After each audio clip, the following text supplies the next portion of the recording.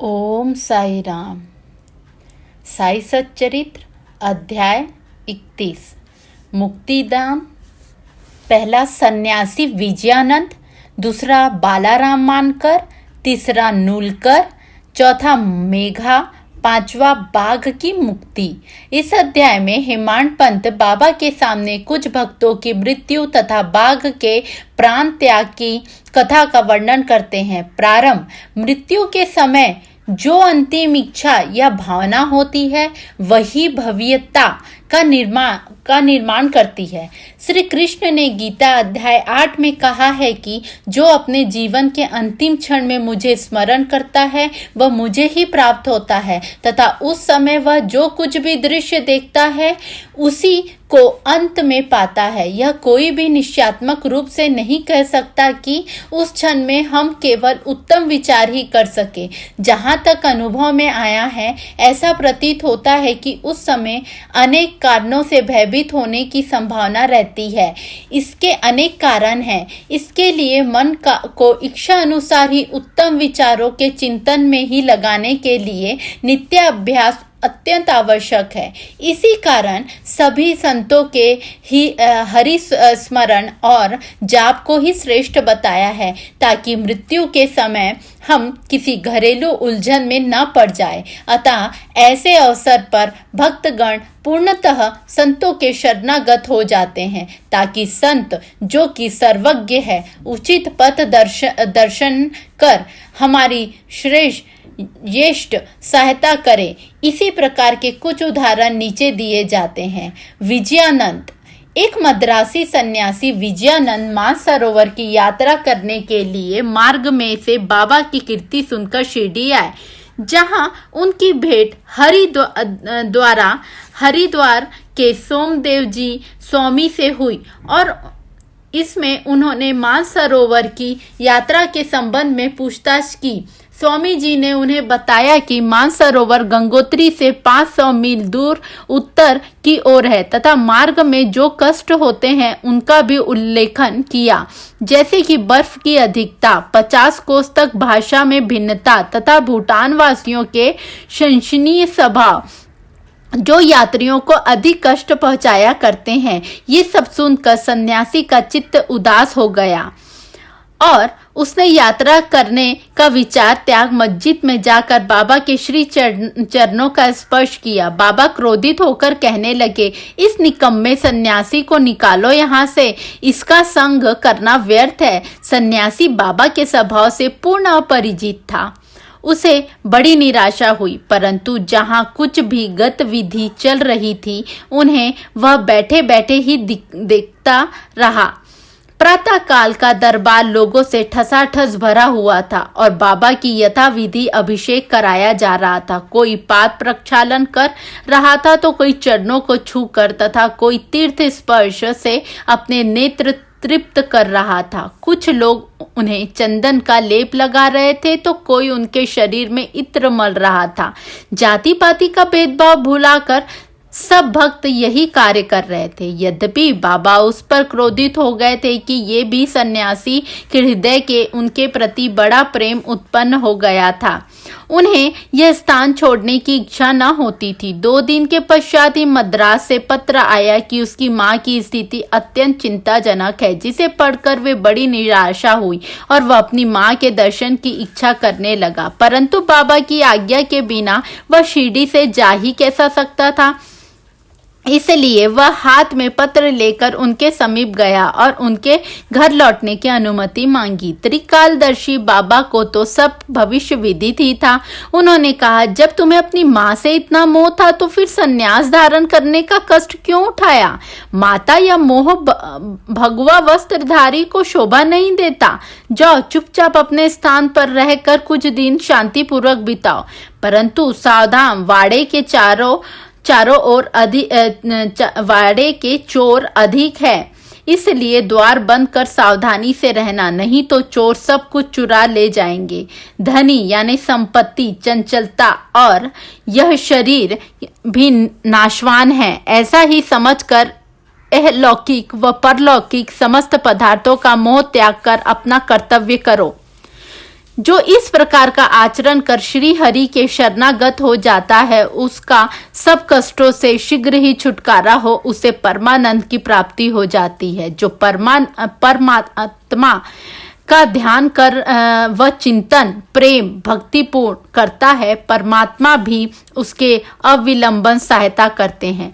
पूर्व जनों के शुभ संस्कार के फल स्वरूप ही तुम यहाँ पहुंचे हो। अब जो कुछ मैं कहता हूँ उसे ध्यान पूर्वक सुनो और अपनी जीवन के अंतिम ध्येय पर विचार करो। इच्छा रहित होकर कल से भागवत का 3 सप्ताह एक पठन पाठन प्रारंभ करो, तब भगवान प्रसन्न होंगे और तुम्हारी सब दुख दूर कर देंगे। माया का आवरण दूर होकर तुम्हें शांति प्राप्त होगी।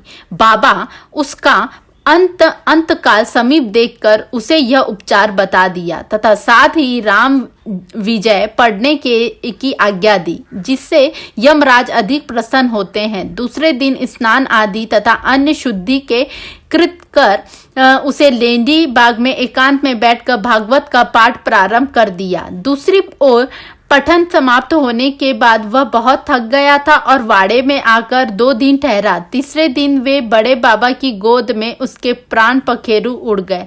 बाबा के दर्शन के निमित्त 1 दिन के लिए उसका शरीर संभाल कर रखने के लिए कहा।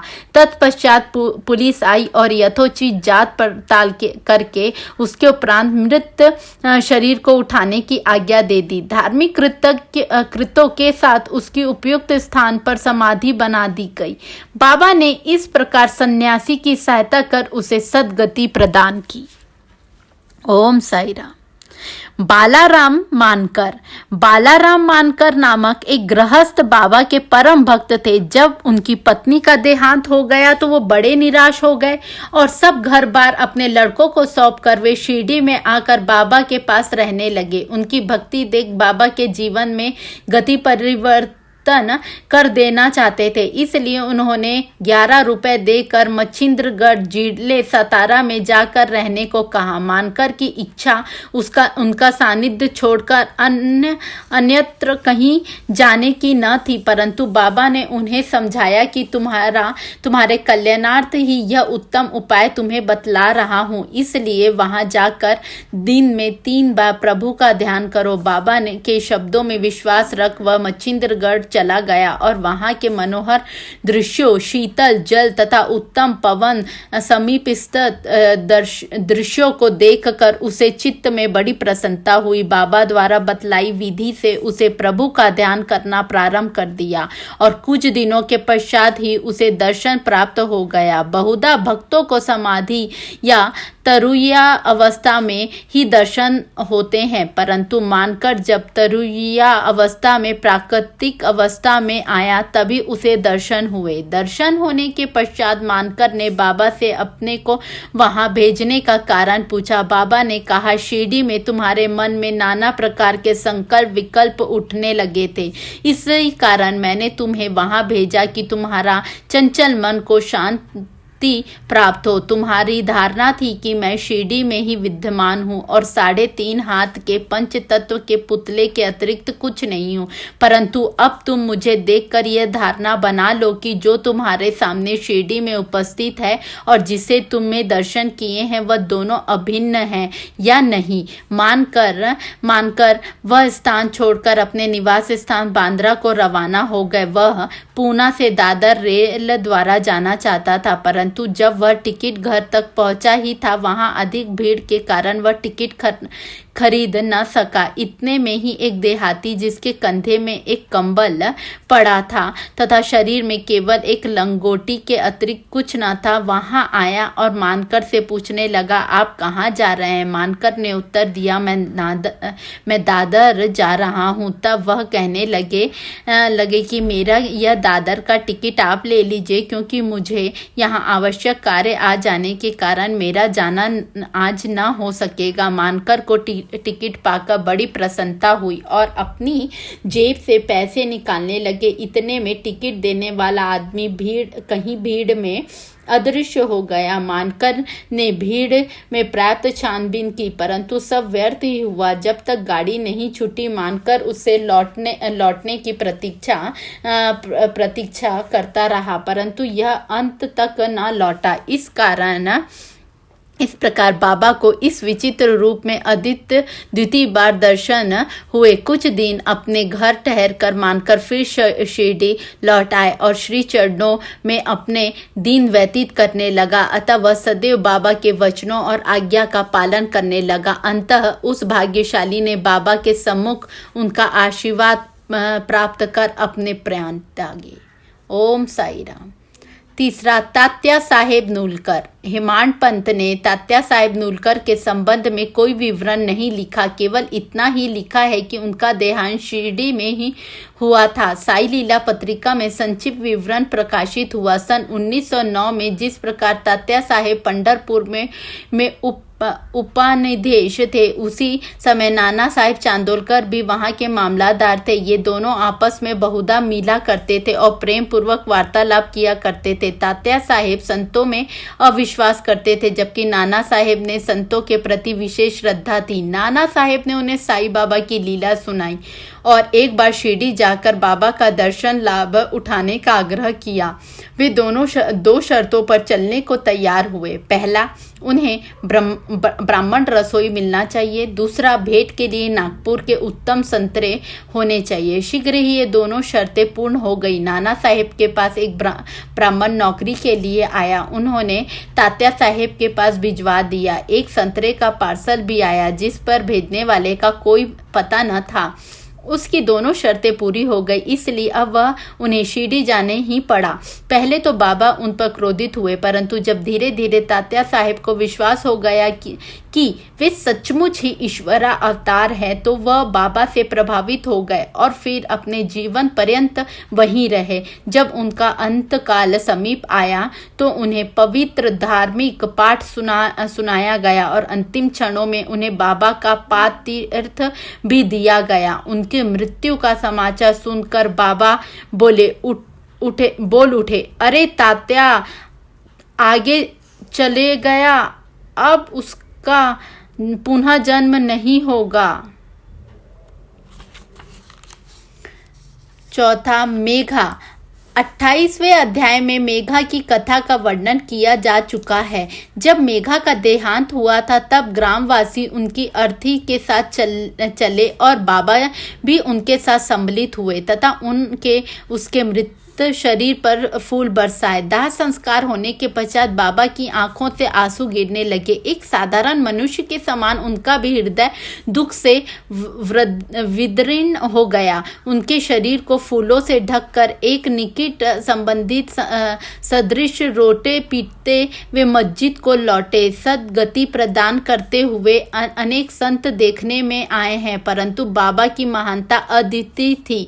यहाँ तक कि बाघ सरीखा एक हिंसक पशु भी अपनी रक्षा के लिए बाबा की शरण में आया, जिसका वृत्तांत निम्नलिखित है। 5वां, बाघ की मुक्ति। बाबा के समाधिस्थ होने के 7 दिन पूर्व शिरडी में एक विचित्र घटना घटी। मस्जिद के सामने एक बैलगाड़ी आकर रुकी, जिस पर एक बाघ जंजीरों से बंधा था। उसका भयानक मुख गाड़ी के पीछे की ओर था। वह किसी अज्ञात पीड़ा का दर्द से दुखी था।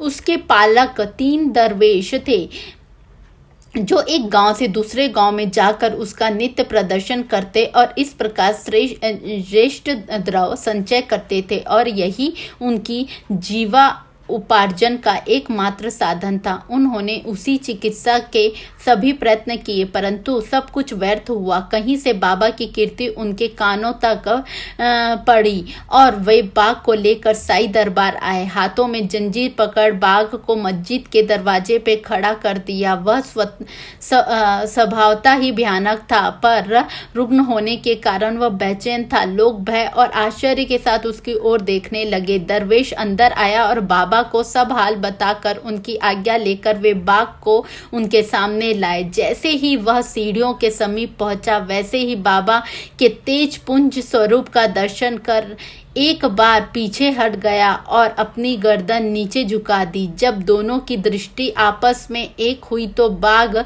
सीढ़ी पर चढ़ गया और प्रेम पूर्वक दृष्टि से बाबा की ओर निहारने लगा।